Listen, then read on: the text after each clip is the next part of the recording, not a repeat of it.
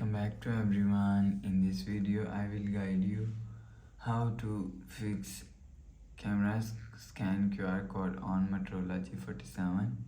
Let's start the video if you want to fix this problem. So first of all, go to app library. Here click on settings app. Now in setting, scroll down and click on apps and click on see all apps.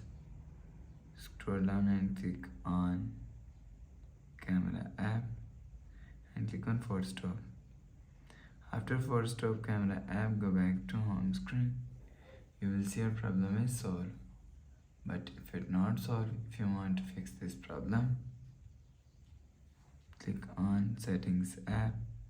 Now in setting, scroll down and click on apps and click on see all apps. Scroll down and click on camera and click on storage and cache. If you want to fix this problem, so clear cache camera app. After clear cache camera app, go back to home screen. You will see your problem is solved. But if it's still not solved, go to app library. Here click on settings app. Now in setting, scroll down to and click on system and update. You will check your software update is latest. If it not latest, update your software latest. After update software latest, go back to home screen. You will see your problem is solved. So please subscribe for more new latest videos. Thanks for watching.